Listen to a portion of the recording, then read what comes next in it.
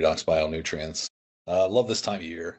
It's always fun to kind of reflect and see what we did last year and what we're going to do next year. When you start talking about opportunities, for 26, it's always good to reflect back on what we did, what worked, what didn't work, and then being able to actually highlight that for the following season. And I'm excited to bring to you a conversation that we had today with Alex Harrell, world champion soybean grower, and now NCGA champion this year. Congratulations, guy. 116 bushel corn, 218 bushel soybeans. Excited to have him and his agronomist, Caleb Traugh, on talking about exactly what they do and, how they persevere through some of these kind of tough times. It's all about trying to find partners, in the network they work within, and then really trying to figure out how to adjust, adapt, and overcome. We'll also kind of talk through a little bit of the RDX-N results that we had this year on his operation. It was really cool to see that, we did have a chance to get down there first off and then won basically the entire at all the 15 different companies that were there. We really shined in that operation, which was cool. So enjoy the conversation. Thanks all. Chad Scebold here with Redox Bio-Nutrients. Thanks for joining me today. I've got some distinguished guests. Is that okay to say that? I don't know. Distinguished with beards like that. Not very distinguished. Alex Harrell, Caleb Traugh out of Georgia. Thanks for coming in today. Thanks for having us. Glad to be here. Yeah, buddy. It's hunting season. And guess what? You guys are spending some time with me, so I respect that. By the way, we're going to throw up a picture of that big old buck you shot, Alex. I seen that one. There you go. I think it was Photoshopped, though, Caleb. It looked like it. A few extra tines coming out in spots that shouldn't. Yeah. I'm excited to join the conversation and listen, there's challenges in 25. Yeah, great. Well, we're 2 days away from 25 being over, right? 26 is a new year. Every year, Caleb, we get something thrown at us. And guess what? We have to adapt and overcome, right? What was 25 like for you this year? Every year it's hot, it's cold, it's wet, it's dry. We're just trying to figure out which order those are going to come in. So early season, we were cool and wet. We kind of struggled to make sure our applications got made on time. And then as the season started getting into the hottest days of the summer, they sure did come and the rain shut off. So definitely a lot of challenges that we face in 2025. So trying to, this time of the year, recap, see what we liked, what we didn't like, and see how we can increase our production level for this coming year. I love it. And Alex, you notice how I started with Caleb because you're just kind of the poster boy, right? That's all I'm here for. That's what they say, high fives and handshakes, right? Yep. I want to be one of the first to congratulate you. I know you're no stranger to some of the awards and accolades, but I just heard the other day that you won NCGA down there. Actually, NCGA National at 416 bushel corn is nothing to shake your head at. So congratulations, you guys. Thank you. Appreciate it. And I'm sure you couldn't have done it without a guy like Caleb, right? I should have introduced you. That's right. You guys work in tandem as your commercial agronomist there at the farm. Yep, that's correct. Like I said, you couldn't do it without the whole team. That's what I tell people all the time. It takes a full circle of a team to do something like that. Alex, that's right. And you were telling me offline, he may not look like very much, but he's pretty smart. That's right. You got these things, right? No matter what year it is, there's always a challenge, right? And we talked about adapting and overcoming.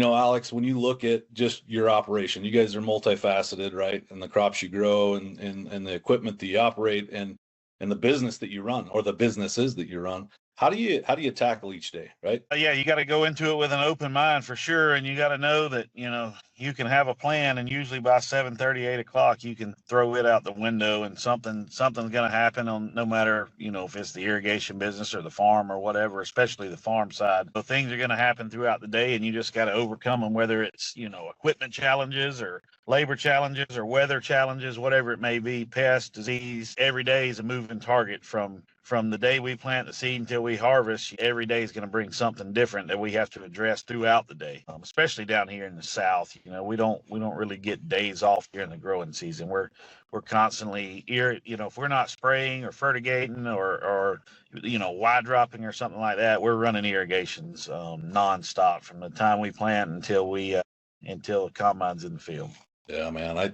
Alex, we've known each other for 2-3 years now, and I think one of the famous, I guess, things that gets said often is everybody's got a plan until they get hit in the face, right? Mike Tyson said that. When you start looking at getting hit in the face, I'm going to throw David Hula out there because he beat you again on your corn trials. So, Alex, how does it feel to get beat by the legend David Hula? Hey, listen, as long as I'm just chasing him, I'm happy with it because he's taught me a lot. So I don't think his title's in any danger anytime soon from anybody else. Well, it is always fun to learn from some of the folks that are doing it right. And Caleb, it's not always about champions, right? But it's fun to talk about. And I think it does, I talk about high fives and handshakes, right? But it is more than champions, right? When you start looking at repeatability on some of the ground that you have, great. There's some good dirt, right? There's some stuff that we can manage differently than what we do on our average ground, Caleb. When you start looking at, more than champions, when you start looking at your traditional program, here you are, you're about ready to start 26. When do you start looking at next season, right? Probably. Well, I start looking at the next year in the current year. So sometimes we're like, okay, well, we wish that we would have gotten out there with a herbicide application a little bit sooner. So next year, instead of starting at V4, we need to be starting at V3.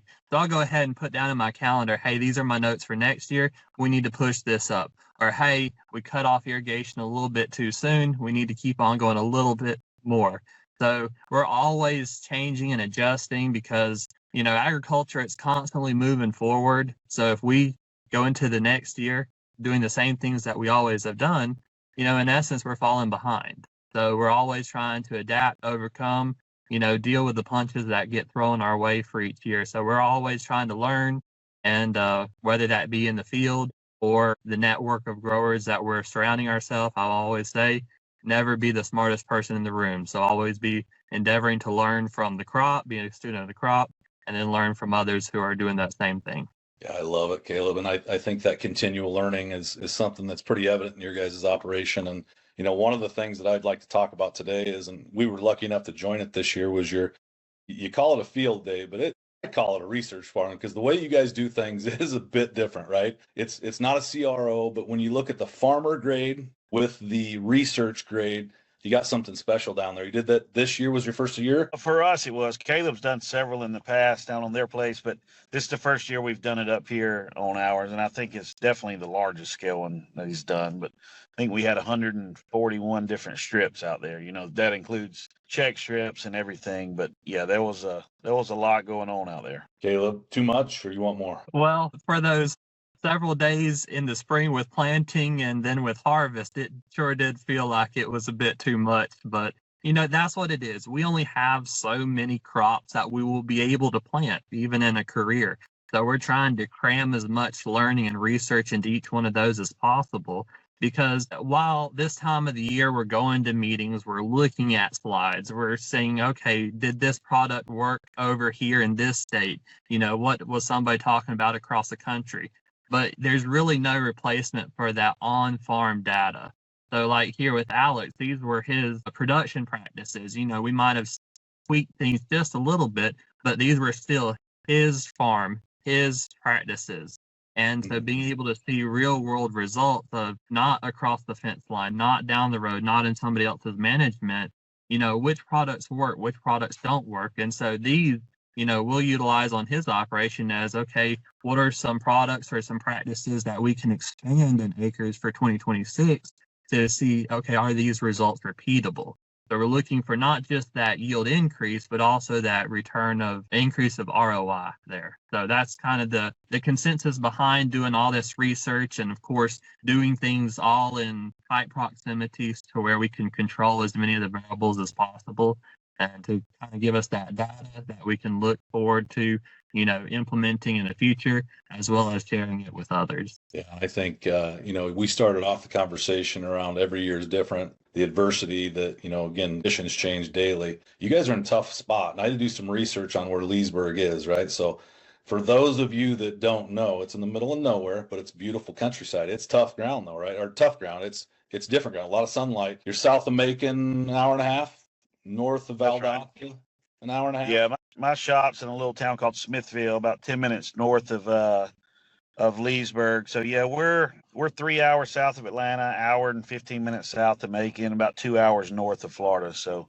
yeah, it's not the ideal place. It's not where most people would pick to farm. And going back to the field day or the trials or research farm, whatever you want to call it. One thing we did there, we took one of our probably our lowest production field. I mean, it's just straight beach sand next to a creek, and that field was planted 6 weeks later than we would have liked. It was the very last thing we planted this year. But the reason we did that, we want to put it on less productive ground. I don't really care anything about the big numbers or the high yield. That's not why we're doing it. We want to see what'll work on a standard or low yielding production scale, and what makes money, what ROI is there, and what we can move from there to our other ground, all of our other acres. That's a good segue to kind of some of the stuff we did, Caleb, because Alex, again, more than champions, right? I mean, at the end of the day, you say not where you want to farm, but you grew 400 bushel corn, right? 416 bushel corn, and 218 or 213, 218, somewhere in there. Yeah. Caleb's got a tattoo on his arm. He looks at it.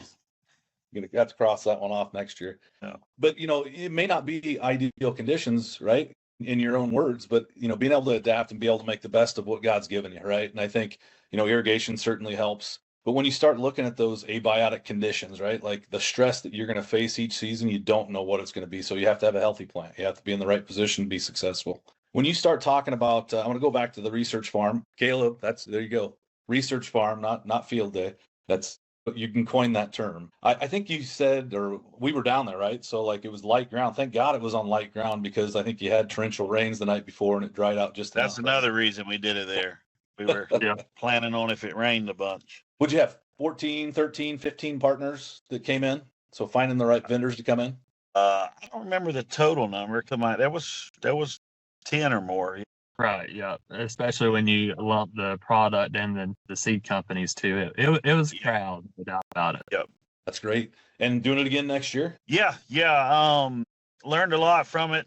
Gonna change a good bit of stuff. I mean, I would call it a success for the first year for sure, but gonna change up some things on how we do it, especially the presentation stuff, not really the trial side of it or the agronomic side of it, but just the presentation and the actual field day. Just going to change a few things to maybe hopefully have it flow a little bit better. In the field was fine.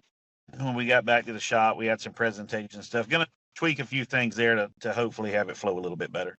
But yes, definitely going to plan on doing it again. Well, I know this probably is a little rare, but I think, for other vendor partners that are looking to put product in the field, it's challenging conditions. We were happy we did it. We got on late, and thanks for the invite, by the way. But it was great to be able to see that, in the field in tough conditions. And to be honest with you, we were surprised, but we'd won, right? Basically, out of all the vendor partners that were out there, we took top place, which is great. But what do you do when you don't win, right? And so that's kind of in the total acre world too, like, how do you get better, right? How do you find things that work great all the time? Well, I don't think they exist, right? But, our win rates this year across the board have been 3%, which is pretty good at Redox with RDX-N specifically. When you start looking at how you capture data, Caleb, and then how do you know how to showcase that data to be able to know where you won and how you won? That's kind of your world, right? Yeah, and like you mentioned, every product works somewhere. It would be tough to go through all of the research and development dollars that went into a certain product and, get it on as many acres as it can without having data that shows it working somewhere. So our job as farmers and agronomists is trying to figure out, how best to utilize these products. So I like to start with identifying what the issues that we have on that farm level, on that field level, and then being able to select products that have a good chance of being able to pay there so we can continue to build that data set. So, there might be a product that works really well up in the Midwest that may not give us as good a return, or there might be products that work on some of our heavier ground, our clay ground, but not necessarily on our really sandy, tough environment. And so that's what we had, as we've alluded to this year, was some of that sandy, lower CC stuff, farming, they say farming a screen door because we can't hold anything. I always remember I was going out there and making some passes through the field, doing some foliar applications. And at the time we were dry and the pivot was walking nonstop. Yet I could get in there in between the pivot going around in circles and make my applications. So we definitely had a unique environment that we were able to test products in this year. And I like doing it in our tougher acres because if we can just get that bottom, 25% of our production, even up to average, that can be more profitable than trying to even get that top end up a few percent too. Yeah, and that's a perfect segue into the next piece of this, which is, Alex, you touched on it, but not every acre is champion level dirt, right? And so how do we get some of our bottom acres up into that higher performing category? That's where the real ROI lies. And I think that's kind of what you were saying earlier, is why you picked that dirt, is like, that's kind of Yeah, well, there's a few reasons we picked that. Like, one, you said it, we were, when I decided where to do it, that's a real uniform field. It's not a good field, but it's uniformly bad. So it's sandy all the way across. But I said, if it rains 4 or 5 inches the day of or the day before, we can still get in there and walk around. Well, it rained like 9 inches the day before. So even with that ground, we pushed the limits on that part of it. But putting it on that lower productive ground, you can just see, normally you can see what products will do more on a lower productive ground than, let's say, if I go to our best field or one of our best fields, you're not going to see a whole lot out of them a lot of times. If you've got a good high fertility, high yielding field that's balanced, then you're not going to see a lot out of some of these products. But you put them on the lower productive. The one thing I will definitely change this year is I want to plant it more timely. We waited until the end, which is fine, but we were planting corn in May. I don't remember the exact date, but it was the first week of May. And, normally we're planting in March. So I would like to plant it earlier. We're just going to have to, I wanted to wait till we were done so we could take the time to do it right. We're just going to have to carve out a few days with one of the planters and just do it right there in the middle of the planting window and get it done on time. So I feel like we could see a lot more if we did that, because the heat here when you plant corn in May can get pretty brutal, and we get corn earworms and several other things. But putting it on that lower productive ground, that's one of the main reasons we did it, was because you can see what those products, whatever they are, what they're doing, not just Redox products, but all the foliars, all the in-furrows, the 3x3s, everything that was out there. You can usually see it better on your lower productive ground than your higher productive ground. And we won't make it a seed corn commercial, but the genetics matter too, right? You can visually, and I know some of the stuff we seen in season, I know Amy was out there, and you could visually see that too, not just in the ears, but as things are emerging and all kinds of fun stuff. So you guys are doing it right. So this is where it's interesting, right? So like if you start looking at APH here, and I'm in Iowa, is where we farm, right? So we're 200 bushel APH, right? But our, as a state, we're like 165, 173, right? So if you start looking at average ground, this is dry ground up here. I'm sure you have mostly irrigated dirt, right, down in that heat. When you start looking at a guy like you, Alex, and Caleb, I'm putting you in the same category here. When you can grow 213 or 218 bushel beans, and you have an APH on lower ground of 200, right?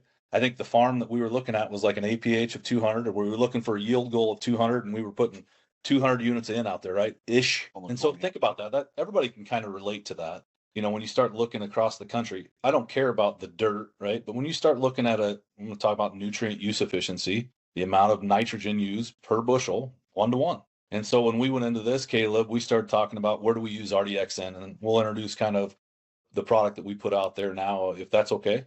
Yeah, I think when you start looking at that, right? So like an NUE of 1-to-1 with RDX-N at a pint, what we're looking at is how do we get more out of our fertility, right? And so there's a couple different things that folks do. And, I talked about an 83% win rate across the board. Our total acre trials, we did about 18 of them this year. We're at 100% win rate. And some of that's from reducing nitrogen and replacing with RDX-N and seeing yield bumps. It's a cool thing to see. On your farm specifically, we were anywhere from a 5 bushel to a 22 bushel lift. And we kept that same. We didn't reduce any nitrogen. And we can talk through why you did that, Caleb. But at the end of the day, there's the opportunity there to be able to get more out of your nitrogen investment by helping that nitrogen get metabolized by the plant. So maybe talk a little bit about your NUE and why you go on with that 1-to-1. Yeah, and I think that's kind of the direction that everybody is trying to work towards, is getting a little bit better with our NUE, because the price of nitrogen, while it's not as expensive as some of the other nutrients, it's definitely not where we would like the prices to be. So we're trying to farm sustainably, economically sustainably.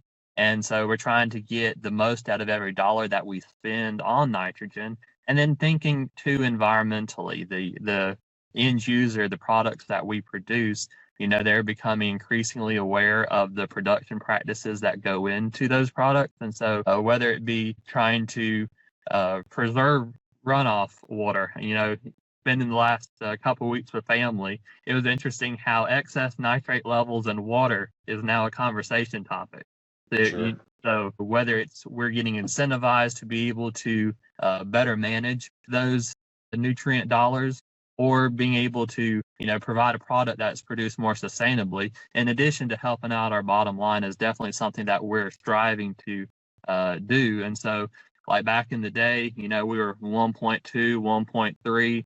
Some production practices down here in Georgia, I've seen up to 1.5 pounds of nitrogen per bushel. And usually we said, okay, well, that's because we don't have any organic matter. We're not getting any mineralization out of that. Or we're farming CCs of 3. We're losing a bunch. We're not able to get the biggest bang for our buck out of the pounds that we're applying. But now we're able to see utilizing product like the RDX-N is helping us to be able to get more of the pounds of nitrogen that we apply up into the plant. Because it's not what we apply, it's what we're actually able to get up into the plant that is able to help us to get the yield. And so I'm definitely not the expert on the product itself, but one thing that I did like about the RDX-N is it's not biology. It's not living bugs. We don't have to worry about keeping them alive in a tank or putting them out with a specific, or keeping things out of the tank that we're making in our standard application. So it worked very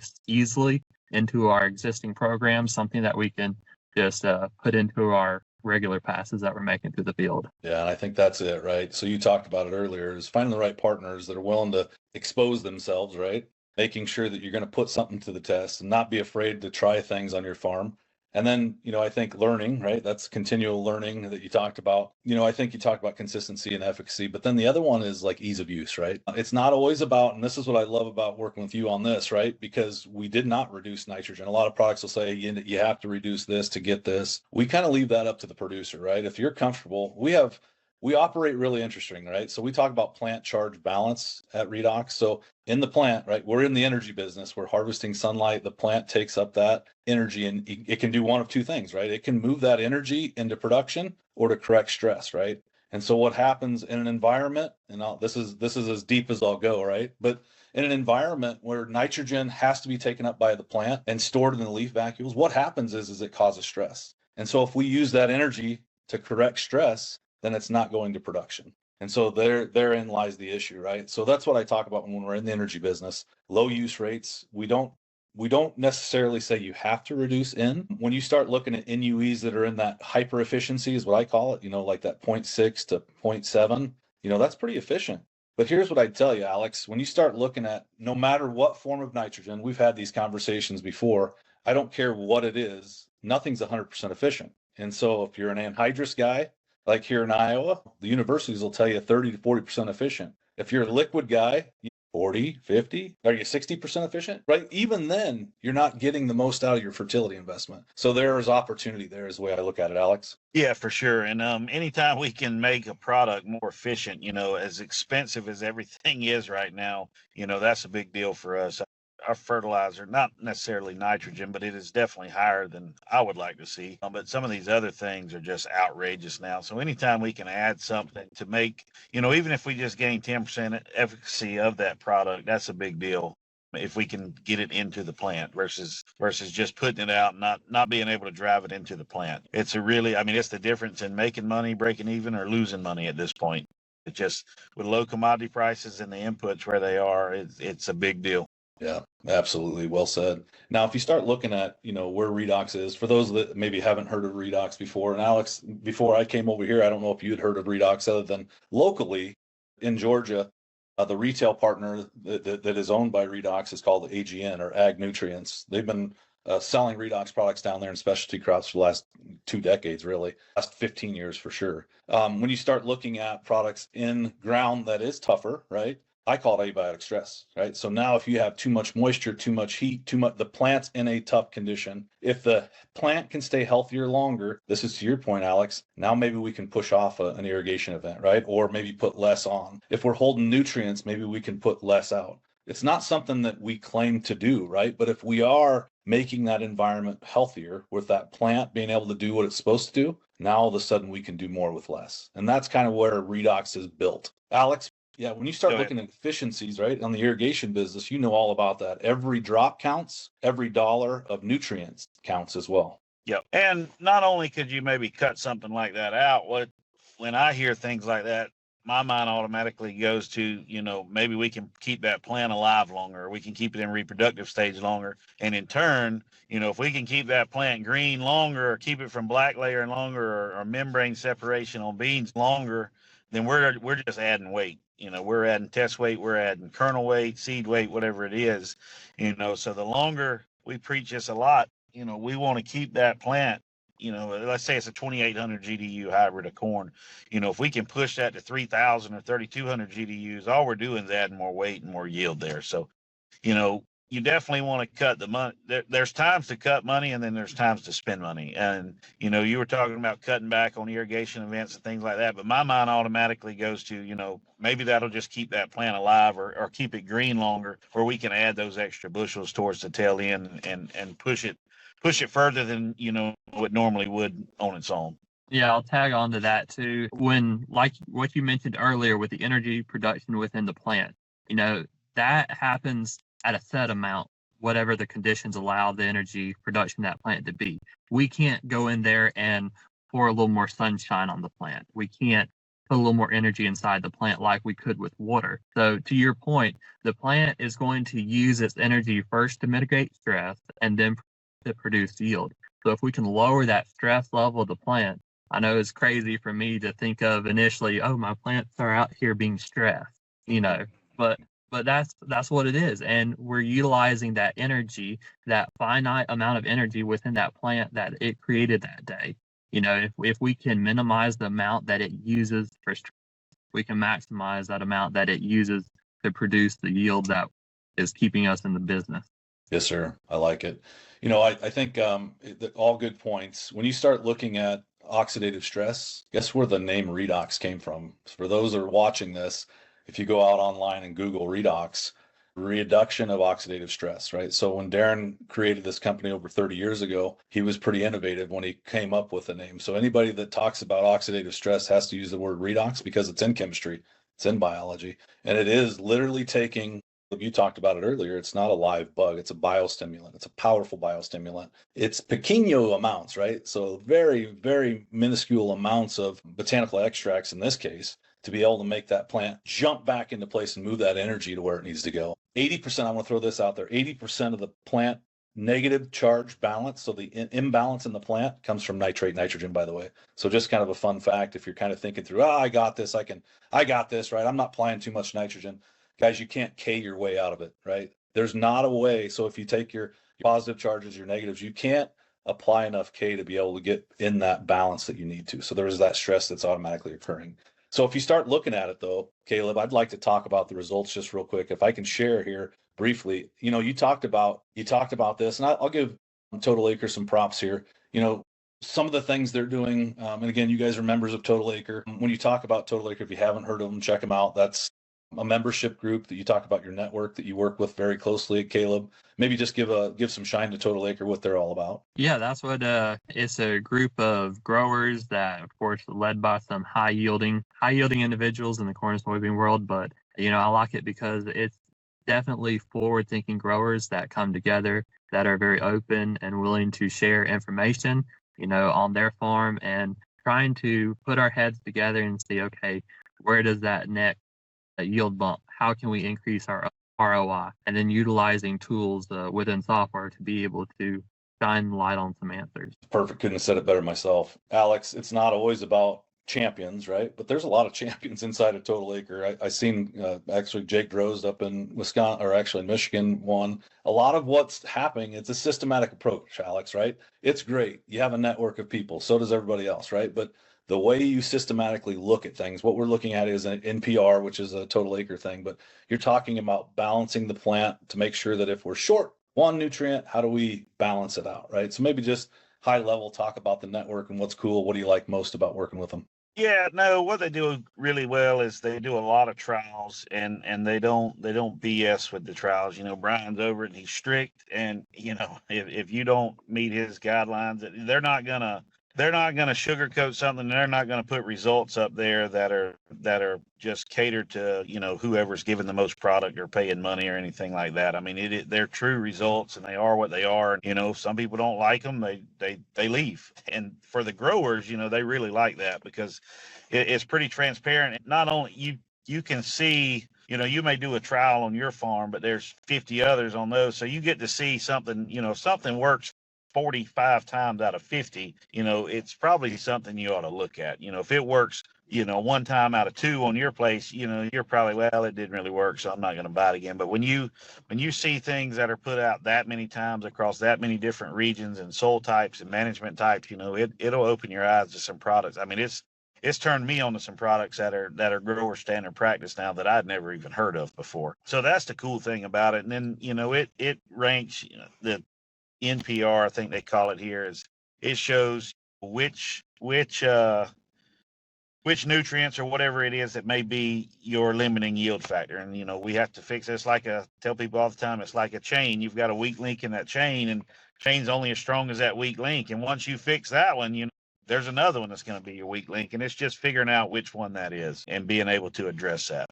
Yeah, I think well said. And I think Bryce and Brian would appreciate that. They do run a pretty tight shop. When you start looking at, and Caleb, we've talked about this several times, but, it's kind of like Mr. Hula says, is you can't fix what you can't measure, right? And I think that's that systematic approach. In this case here, I've left this slide up way too long, but you can see the reds and the yellows on the right-hand side. This is another Total Acre member. Everybody has access to this inside of Total Acre, but this is somebody else that was using RDX-N. What was kind of brought up is like you talked about, Alex, we see what our limiting factor is at a certain side. On the left-hand side, you can see tissue sampling on the high yield, the average, and then the RDX-N side. What we seen was, if we traditionally would see a deficiency, we'd go try to correct that deficiency, and then we'd move that energy in the plant. It's definitely doing something, right? But then guess what? Something else is the matter, right? And we keep moving those energies inside the plant, or moving the nutrients, which is energy, right? Every nutrient has a charge, you guys. And that's what I'd like to kind of get across to producers, is if you continue to chase it, it's hard to fix. One of the things, and this is Mark Severson in Illinois, on his RDX-N site here, that again, the tissue sampling is something y'all do, right? Not something that this is a proving ground for y'all. But when he sees green all season long, that tells me that energy is being put to use. The plant can get access to what it needs to and be healthy all season long. So a more resilient plant probably equals more yield, right? Probably equals less nutrients, probably equals more understanding of how that plant's working. So I love this slide. I know you guys do this as well. I just had this one available. Can I go to your guys' results, Caleb, and just kind of talk through that? Now that corn still got some tip back, so there's some opportunity there. That's not tip back. That's where earworms ate it, because it was planted in May. Shoot. I've been down the slugs you have, the size of your thumb, those kind of things too. Earworms and slugs. And yeah, we don't really have slugs unless we're in a no-till environment and early, but that's just late planted corn there is all that is. So there's, like you said, that variety there. Typically, if you plant it on time, it'll fill all the way out to the end of the year. Are you wearing your seed corn cap now? I'm not talking seed brand. I'm just saying that particular hybrid, I know what it'll do. Well, and you talked about it too. I think you already talked about correcting it for next year as planting earlier, but getting the number of kernels around in length, the earlier you get that start, the better off you are, right? In this case, you had a yield goal of 200 on that untreated. And Caleb, I'll let you talk through some of this, but you had a yield goal of 200. You hit 209 with your 1 unit of N for every bushel, your target. So you were pretty efficient with that, I'd say. On your RDX-N site with Y drops, your in furrow versus Y drops and in furrow, this is where we've seen the 22 to what's the other one? 22, 9, and 5 bushel gains. What did you like about using the 16 ounces RDX-N in furrow? I think, like we mentioned, it's very easy to utilize that within the tank mixes that we're already going out with. We didn't have any problems with any products not mixing well, and I like that application because it's very consistent there to each plant. But then it's also able to get that early trigger going out there and being able to help utilize that nitrogen more efficiently. So there with the in furrow, of course, right there beside the row, we're definitely putting a lot of nitrogen out there with the planter. And then, of course, with the Y drop too, being able to put out a little bit of the RDX in there to help balance that nitrogen that we're applying to the plant, helping it get up into the plant instead of being subject to losses in the soil, and being able to get our money's worth out of what we're applying. I know this is, Alex, I know this is kind of Caleb's jam, and some of this data maybe you haven't quite seen yet, but you mentioned it earlier. If the energy's moved in the plant to where it needs to go, it could equate to higher test weights and yield gain for total grain weight, right? And so we've seen a healthier crop, a healthier, more dense kernel. And that's kind of what was proven out, at least in this test plot. Alex, I think I'm gonna pump your tires up a little bit, right? If you can do it in soybeans and you can do it in corn, you're doing something right. You're doing something right. When you start talking about getting every ounce or every gram inside of that kernel, maybe talk about how important that is in terms of, growing yield. Yeah. I mean, we can argue on the test weight side all day long. You're going to have some people say it doesn't matter. Some say it does. I don't really care. But the one on the right, the total grain weight, I can absolutely tell you that makes a big difference.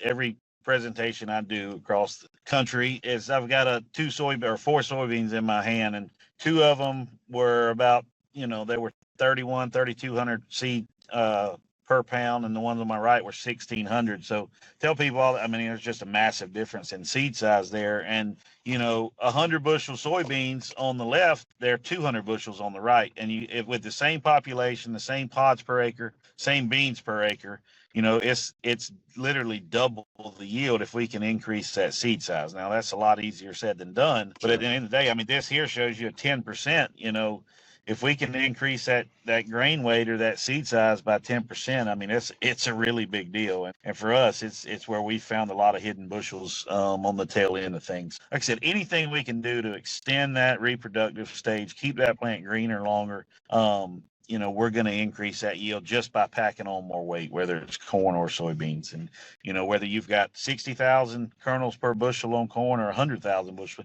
if we have a 16 by 30 year round and at 30,000 plants, that tells us nothing. That just tells us how many years per acre we've got. But if we don't know how heavy they are, it doesn't matter. Yeah, man, I love it. That to me kind of changes the game, right? When you start understanding what is ROI, right? It is certainly what shows up on the grain monitor, but that test weight and grain weight, grain weight is a hugely important piece. Excuse me. Okay, here's the crux of the season, right? That we're at across the board where we've won at 83% win rate. Guys are saying, when should I use it? How should I use it? And you can see in both cases, it's not a one size fits all, but when you start looking at a nitrogen application, I don't care what crop you're in. I'm going to say that again. I don't care what crop you're in. If you're in the environment and you're applying nitrogen, having the ability to make that nitrogen more available to the plant to metabolize it, that's the opportunity. In some cases, we've seen people use half rates at 8 ounces. We've seen people use 32 ounce rate splits. We've seen wide drop. We've seen in furrow. There's all kinds of opportunities out there. Caleb, here in your particular case, wide drops seem to have the biggest pop. Yeah, and you can say, well, we did 16 ounces in the wide drop by itself and then with in furrow. So I look at the fact that both were able to increase above just a strictly in furrow.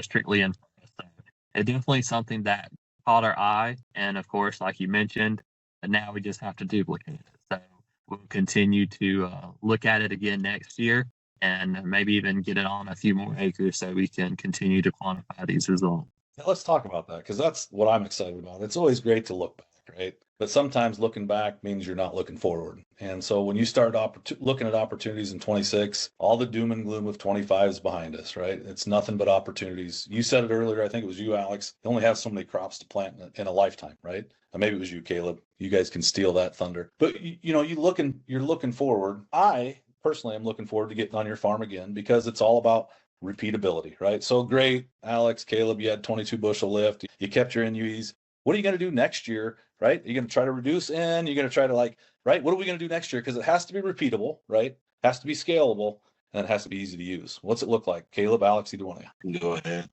Well, of course, like you mentioned, repeat it. So at 200 pounds of nitrogen and 220 bushel corn, that's pretty strong for a CEC of 3 to 4 planted late, in a geography that we typically suffer from having those higher nitrogen rates per bushel. So, I think we did pretty strong there. That's what when they came at us and said, "Hey, we want to reduce nitrogen," I'm like, "Man, we're cutting it pretty good already." So Sure. of course, we can look at something that I always like to look at. Okay, what is our yield gain if we did not decrease our nitrogen? Can we get better utilization and get an increase in yield? Because I'm not necessarily always looking at cutting expenses, because we have to generate a certain gross revenue per acre to be able to pay for land cost, irrigation, seed. Sure. So if we can get a little bit on the top, that's, to me, just as good as being able to reduce those expenditures on the bottom. And it's all about return on investment. So whether we're looking at what if we bump our nitrogen levels up to maybe what we would be on a higher yield goal, and see if we can bump that yield up and pulling our nitrogen back, kind of seeing where each product fits the best. I like it. And listen, I guess Redox is a family-owned company. It's been around for 32 years. We're going to wait with you and be patient, right? So I've seen guys that say, I'm not going to reduce. I've seen guys the next year say, I'm going to reduce a little. I'm not going to reduce, right? Like it doesn't matter to us as long as you're seeing the results you want to see. Mike Spray, I don't know if you know Mike, he's a total acre guy in Nebraska. This year he was in that, he applied 32 ounce rate and said, Chad, I totally left money on the table because I didn't reduce. We don't say you need to, right? I think that's maybe where the industry's went wrong. And again, not to beat up on the industry, but everybody's kind of saying reduce, right? We're saying get the most out of what it is you're applying. You're spending that money. Let that plant utilize that nutrient to be able to pop yields. Alex, 26, when you start kind of thinking through, you're going to let Caleb go hog wild down there on the research farm. What are you excited about for 26?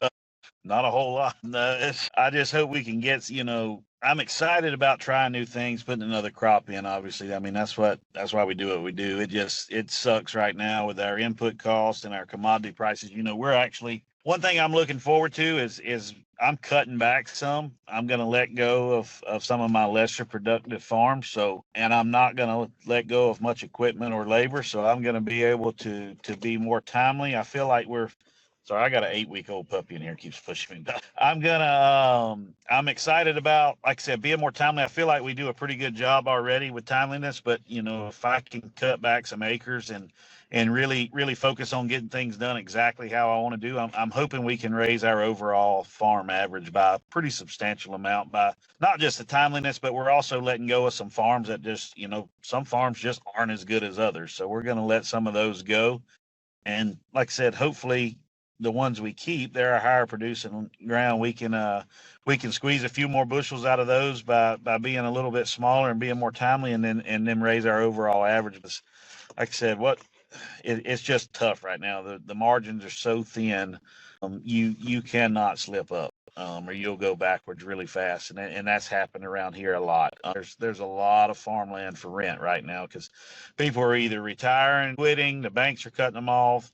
There's a lot going on down here. So there's a lot of opportunity if somebody wants to start farming. There's plenty of land out there. But for me, like I said, just excited about maybe being able to do a better job than we're currently doing, and again, raising that overall average, and each field average, we're looking to raise those pretty substantially as well, and not just do it by pouring a lot of product out.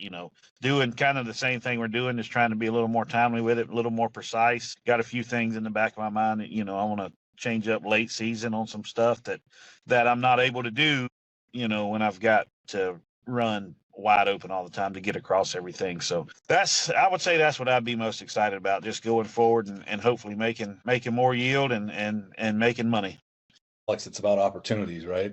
I think if you look back, and I'm going to butcher this a little bit, right? But if you look back to like 2004, 2005, you may not have been born yet, guys. I'm old. When you go back to those times, though, corn was 290, 250. And guess what was coming out? It was ethanol plants, right? And everybody's like, you're crazy, right? Now we raise 6 billion bushels of corn, right, for ethanol. And if you would have been, buying equipment, renting ground, when you're growing your business, when that opportunity presented itself, again, I think in these trying times as a producer myself, right, you can take advantage of these opportunities to be able to make something, right? I think it is a challenge. There's no doubt in anybody's mind, but being resilient and through tough times is what it's about. Caleb, let's talk about that for a second. Your farm day next year, do you have it set in stone for other vendors or any growers that are watching that maybe want to attend? Do you have it penciled out? Everything is a work in progress. So yeah, we're going to be making our plans and trying to have something exciting. Always want to try to make things interesting. People want to come out in the middle of the season. They have a lot going on. So yeah, that's what this time of the year, sitting down, making a plan, seeing what we can do. What that looks like was July last year, if I'm correct, is when you guys had that. So if you're going to plan a little bit earlier, probably earlier July or maybe late June. You guys also farm gnats, is what I found out down there too. Yeah, we've got no shortage of those. So if you want to see the gnat farm, right, come on down. I am excited to work with you guys again next year. Again, it's all about scalability and repeatability, right? So thanks for what you guys did for us. I think at the end of the day, it's all about working with people that can make you better, right? And that's why we like working with Total Acre. That's why we like working with you too. Thanks for the opportunity. Again, you guys, I know you guys are busy. Thanks for the extra time today. Yep. Thanks for having us. All right. Cheers to 26. Thanks, guys. All right. Thank you. See you. Hopefully enjoyed that. It was really cool to see, Alex and Caleb's perspective on, what's it take to get better every day in our craft. And, as producers, we enjoy the challenge, but at the same time, we want to be successful, right? So what does success look like? Sure, it's ROI based, it's systematic farming. It's trying to figure out what works and put it in play. We didn't talk about it much today during the conversation, but Farm Journal, we were nominated as Product of the Year award. So results are, I think the voting's just over, and we'll probably find out more here come first of the year. But excited for that. Really, thanks to you for an amazing season. I think that's something that's voted on by our peers and producers. So thanks for the nomination. We're excited to get you out and work with us this year. If you don't know much about RDX-N or what Redox is doing, reach out to us. Here's my contact information. I'd love to talk to you. We'll get back to you ASAP and try to figure out where we fit best on your operation. Thanks again for joining and listening to the conversation. Caleb, Alex, thanks for joining me today. Have a great week and Happy New Year.